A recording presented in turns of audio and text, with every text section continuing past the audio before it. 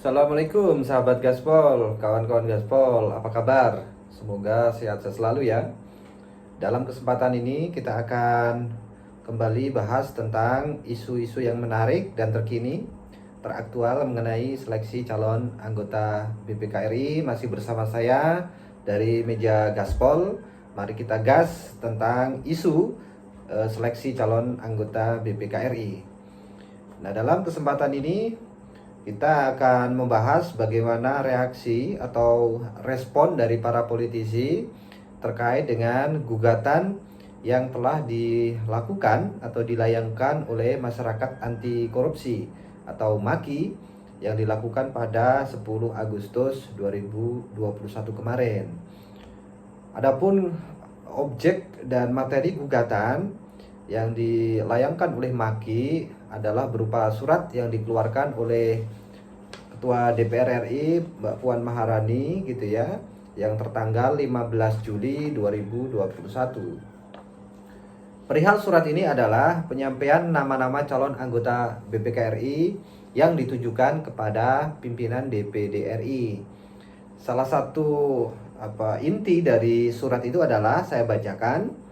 Komisi 11 DPR RI dalam rapat internal pada tanggal 24 Juni 2021 telah memutuskan 16 orang calon anggota BPK RI yang telah memenuhi persyaratan administrasi. Nah, disinilah hal yang menarik yang juga menjadi objek gugatan MAKI dan juga menjadi polemik ya, dalam seleksi calon anggota BPK yang kemudian juga memantik koalisi BPK untuk bergerak, karena jelas-jelas di sini 16 orang calon yang telah memenuhi persyaratan administrasi kan gitu.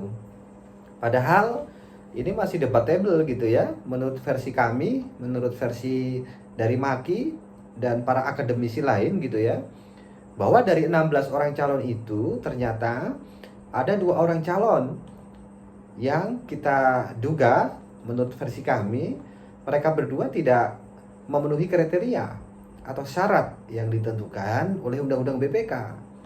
Nah, ini kan menarik. Kenapa nggak memenuhi syarat atau kriteria? Kami sudah membuat banyak video dan rilis kepada media gitu ya, bahwa dari rekam jejak pekerjaan atau pengalaman atau pekerjaan Pak Nyoman Adi Suryatnyana dan Pak Haris Z Suratin itu ternyata belum 2 tahun meninggalkan jabatan selaku kuasa pengguna anggaran atau pengelola anggaran di masing-masing instansinya. Jadi itulah yang kemudian memantik polemik dari masyarakat gitu ya, bahwa ada 2 orang calon yang menurut kami tidak memenuhi syarat, tapi kok kemudian diputuskan 16 orang yang telah memenuhi persyaratan administrasi. Kira-kira singkatnya begitu apa yang menjadi materi gugatan dari masyarakat anti korupsi. Namun kami tidak akan banyak membahas soal materi ini karena sudah kami bahas dalam video-video sebelumnya.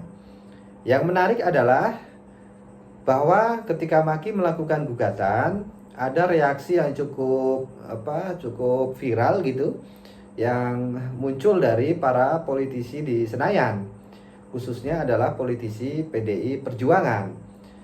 Nah, setidaknya ada 3 orang politisi yang melakukan quote and quote pembelaan terhadap Ketua DPR RI Puan Maharani.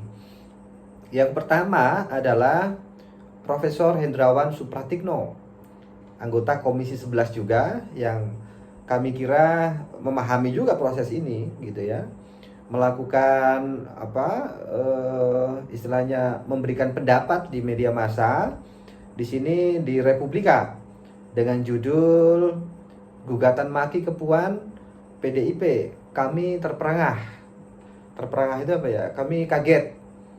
Jadi bisa saya bacakan di sini. Inti dari apa yang disampaikan Prof. Hendrawan di Republika itu adalah, kami terperangah, ini kan prosesnya baru mulai berjalan. Tiba-tiba ada ancaman gugatan kepada Ketua DPR. Yang dilakukan MAKI seperti serangan dini dengan target interupsi atau bahkan aborsi proses, kata Hendrawan saat dikonfirmasi.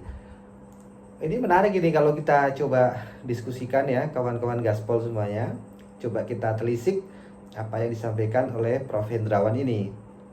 Kalau terperangah ya nggak usah kita bahas ya, tapi yang penting adalah ini kan prosesnya baru mulai berjalan loh. Prof. Hendrawan selaku anggota Komisi 11 tentu saja sudah memahami gitu ya, bagaimana alur proses mulai dari pendaftaran gitu ya sampai kemudian fit and proper test di DPD RI, kemudian fit and proper test di Komisi 11, kemudian pemilihan, kemudian pengesahan gitu ya, dan kemudian keluarnya SK sampai dilantik. Tentu Prof sudah sangat memahami ihwal ini gitu ya, teman-teman semuanya. Tapi kok di sini Pak Hendrawan, Prof Hendrawan menyatakan bahwa tiba-tiba ada ancaman gugatan kepada Ketua DPR RI. Ya biasa-biasa sajalah, namanya juga masyarakat kan memiliki hak untuk melakukan koreksi gitu ya, atau tindakan korektif terhadap baik itu terhadap pemerintah maupun terhadap legislatif atau yudikatif. Jadi tindakan kritis, tindakan korektif dan memberikan masukan kepada pemerintah, kepada DPR, kepada yudikatif, saya kira adalah hal-hal yang biasa gitu ya, dan bukan ancaman gitu. Kalau ancaman ini kan sudah bahasa yang yang sungguh bukan bahasa akademisi gitu ya. Karena sebenarnya ini adalah tindakan untuk melakukan warning gitu ya. Kami selaku rakyat ini, Prof, selaku masyarakat, selaku publik, tentu memiliki hak-hak yang dilindungi oleh undang-undang dalam rangka melakukan pengawasan terhadap kinerja DPR khususnya. Nah, upaya untuk melakukan koreksi atau pengawasan terhadap kinerja DPR itu salah satunya adalah dilakukan dengan misalnya upaya masyarakat anti korupsi melakukan gugatan ke Petun Jakarta.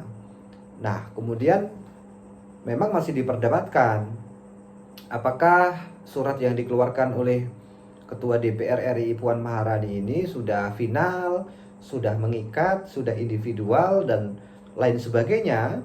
Itu tentu para pakar hukum bisa memperdebatkan dan menganalisisnya. Dan tentu pengadilan juga akan memutus di situ ya. Kita tunggu hasil sidang di pengadilan.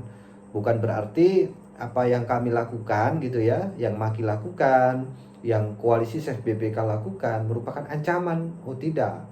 Kami justru memberikan masukan karena kami sesungguhnya sayang kepada para wakil rakyat ini. Kami sangat hormat, kami sangat sayang, sehingga kami berupaya untuk melakukan pengawasan dan teguran, kira-kira begitu. Nah, kemudian yang dilakukan Maki seperti serangan dini dengan target interupsi atau bahkan aborsi proses. Oh, ini kalau memang betul ini apa yang disampaikan oleh Prof Hendrawan, justru kami yang terperangah, Prof. Kami yang kaget. Jadi sebenarnya tidak ada proses untuk melakukan interupsi dini gitu ya, atau justru melakukan aborsi terhadap proses yang dilakukan di DPR dalam seleksi anggota BPK. Oh tidak. Karena proses seleksi ini kan panjang ya, bisa sampai 2-3 bulan gitu ya. Nah, di situ tidak ada pasal di undang-undang apapun gitu ya. Di dalam peraturan pemerintah sekalipun tidak ada yang melarang bagi masyarakat, bagi publik gitu ya, bagi rakyat seperti kami ini untuk melakukan pengawasan. Jadi kalau disebut melakukan aborsi terhadap proses gitu ya, saya kira itu merupakan sesuatu yang quote unquote salah alamat gitu ya.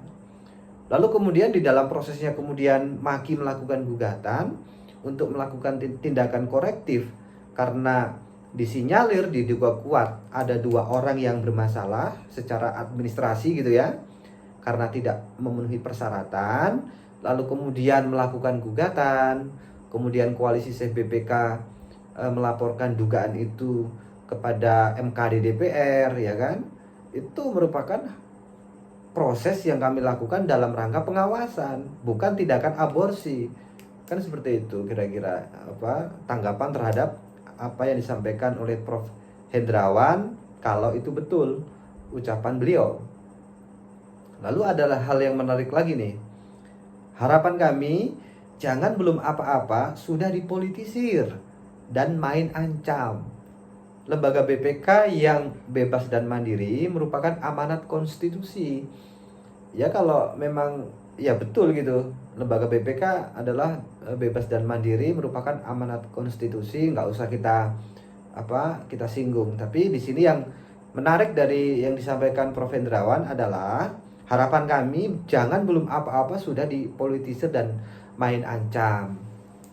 Nah, dipolitisir dan main ancam, di situ key-nya, kata kuncinya di situ.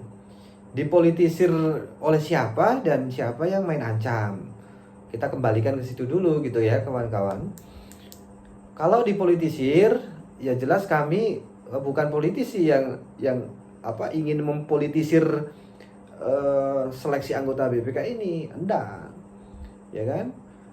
Kami melakukan, kalau memang disebut dipolitisir, ya kami melakukan politik moral gitu ya. Karena upaya pengawasan, upaya tindakan korektif, saya kira merupakan politik moral yang kami lakukan, yang publik lakukan untuk menjaga, ya kan, marwah DPR, menjaga marwah BPK selaku lembaga tinggi negara. Nah, kalau bukan rakyat yang mengawasi, kalau bukan rakyat yang melakukan tindakan korektif, lalu siapa? Apa kita akan menggantungkan ke siapa kalau tidak rakyat? Kira-kira begitu. Dan main ancam. Aduh, ini kok jadinya main ancam ya. Jadi bukan bahasa akademis saya kira gitu. Karena tindakan korektif tadi sekali lagi saya sampaikan, tindakan melakukan pengawasan gitu ya. Memberikan saran kepada pemerintah, kepada DPR, kepada lembaga yudikatif dan kementerian lembaga gitu ya, adalah tindakan yang dilindungi oleh undang-undang dan itu tidak bertentangan dengan undang-undang. Kami di sini tidak pernah memfitnah gitu ya. Artinya tidak fitnah apakah dua orang itu misalnya memenuhi syarat tapi kami bilang tidak memenuhi syarat, enggak. Karena MAKI atau Masyarakat Anti Korupsi dan Koalisi CBBK serta para akademisi tentu memiliki bukti gitu ya yang menguatkan dugaan bahwa dua orang ini tidak penuhi syarat atau kriteria yang diamanahkan oleh undang-undang, sehingga kami melakukan tindakan korektif, bukan kemudian melakukan ancaman, enggak. Nah, kalau kemudian ada pihak-pihak tertentu yang merasa terancam, misalnya gitu ya, atau misalnya Prof. Hendrawan merasa terancam misalnya, atau ada sekelompok politisi atau kelompok orang di DPR sana, atau kelompok orang yang mendukung dua orang calon ini misalnya merasa terancam, ya sah-sah saja juga merasa terancam. Kalau merasa terancam ya seharusnya melakukan upaya-upaya untuk membuktikan gitu ya bahwa dua orang ini itu adalah pantas menjadi kandidat BPK. Nah, kalau kami bilang kan kami menurut versi kami nggak pantas, bukan nggak pantas karena pendidikan, karena pekerjaan, karena visi misi, enggak, tapi nggak pantas karena memang tidak memenuhi kriteria. Ini amanah undang-undang loh, amanah undang-undang BPK gitu kan. Jadi itu yang kita pegang teguh, kira-kira begitu.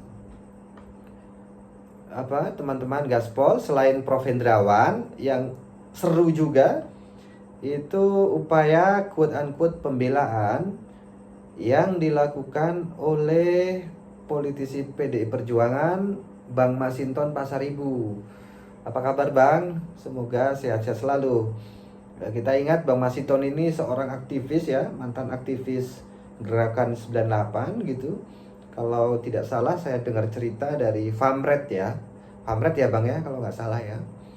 Nah, kita juga banyak belajar nih dari Bang Masinton bagaimana cara bergerak, bagaimana masyarakat harus selalu kritis dan melakukan tindakan korektif terhadap pemerintah, terhadap DPR, terhadap yudikatif, karena memang harus ada upaya checks and balance di dalam kehidupan bernegara dan berpemerintahan saat ini. Kira-kira begitu apa yang bisa kita pelajari dari Bang Masinton.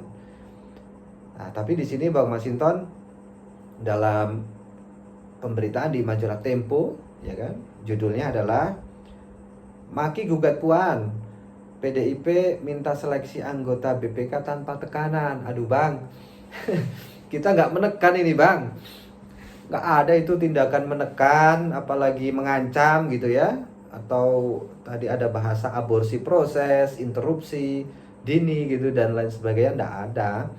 Kami bukan menekan, artinya apabila tindakan korektif dan kritis terhadap pemerintah atau terhadap DPR disebut tindakan tekanan, ya bisa jadi betul. Karena memang masyarakat itu kan secara konstitusional adalah memiliki hak yang paling tinggi gitu ya. Karena wakil rakyat pun dipilih oleh rakyat. Bang Masinton nggak akan pernah jadi wakil rakyat kan kalau nggak dipilih oleh rakyat. Ya, saya bukan menggurui tapi memang begitu gitu ya.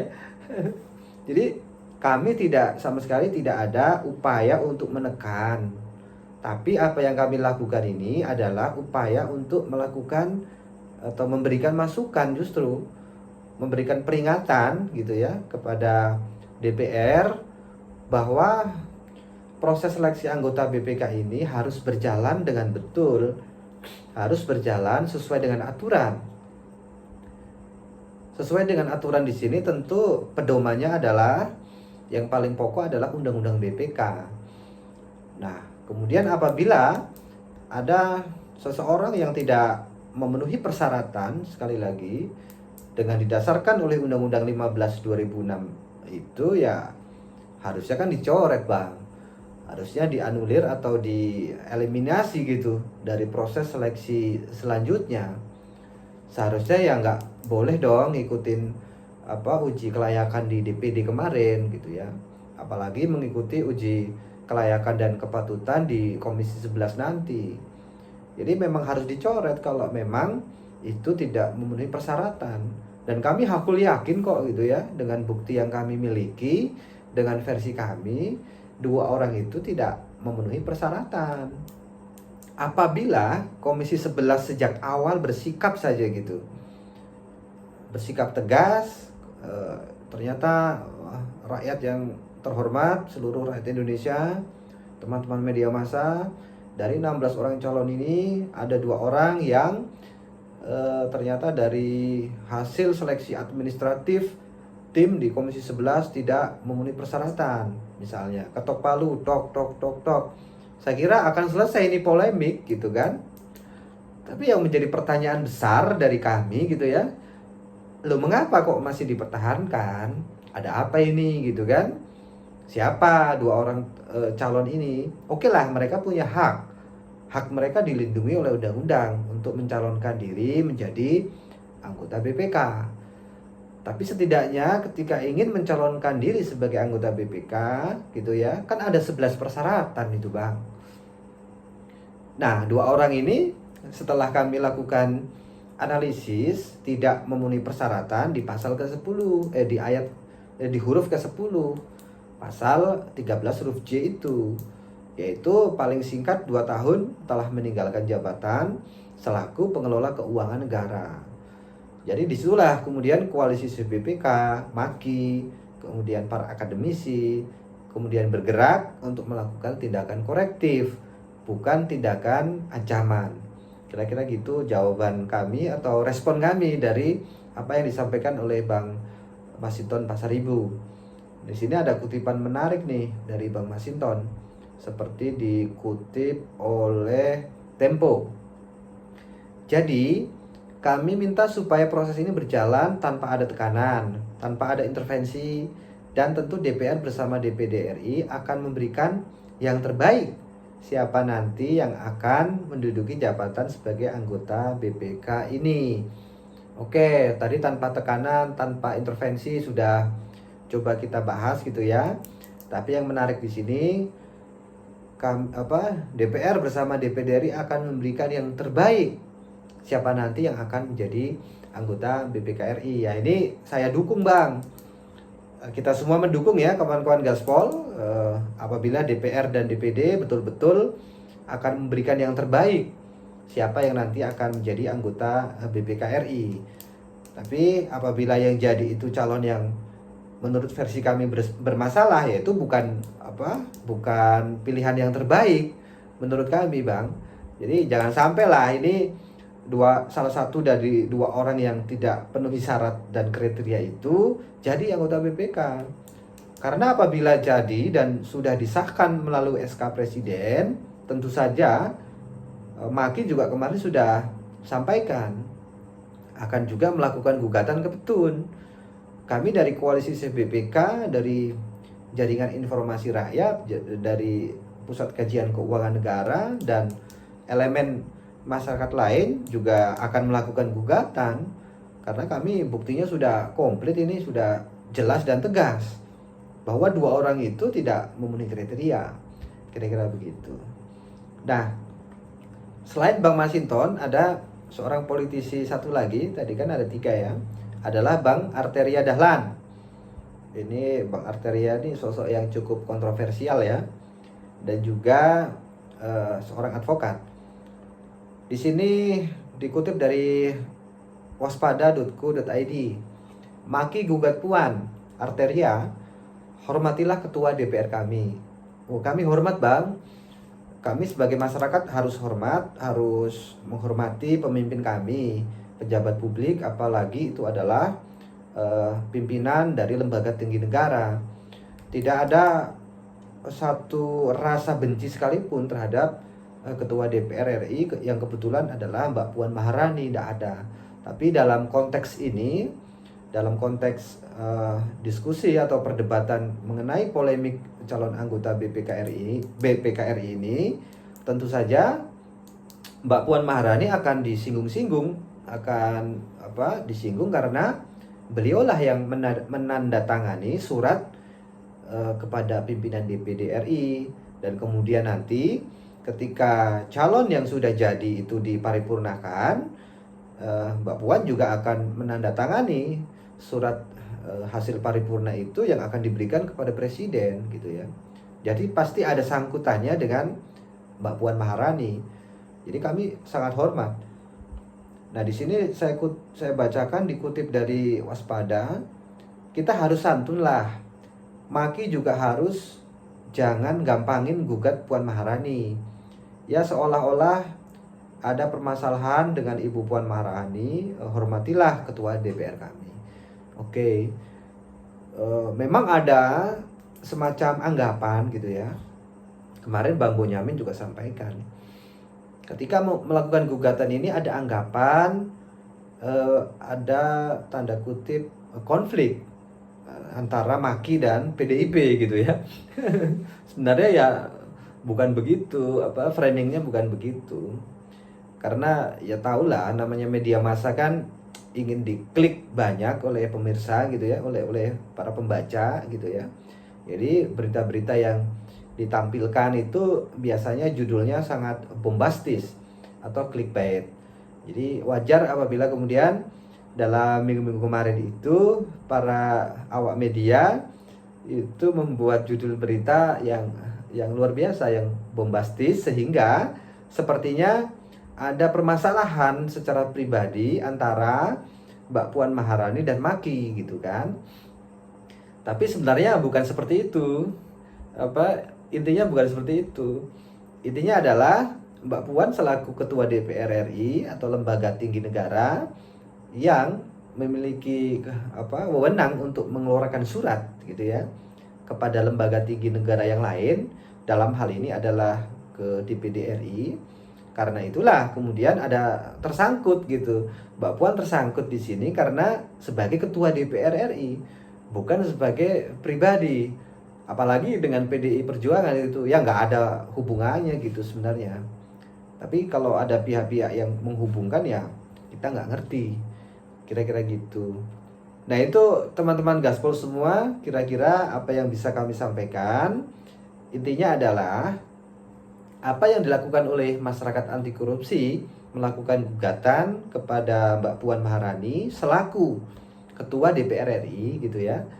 Juga apa yang dilakukan oleh Koalisi Safe BPK, Pusat Kajian Keuangan Negara, Jaringan Informasi Rakyat, dan teman-teman akademisi lain dalam proses seleksi anggota BPK ini adalah upaya korektif, upaya untuk memberikan masukan atau upaya untuk melakukan pengawasan terhadap kinerja dari DPR RI dalam hal ini, khususnya dalam pemilihan anggota BPK RI. Jadi apabila ada polemik baru yang muncul karena gugatan yang dilakukan oleh Maki ini, yang anggap saja itu sebagai inilah bumbu-bumbu dalam proses seleksi anggota BPK tahun ini. Saya kira itu yang bisa kita diskusikan untuk kesempatan ini, sahabat dan kawan Gaspol semuanya. Lain kali kita akan jumpa lagi untuk mengulik lebih dalam mengenai seleksi calon anggota BPK RI.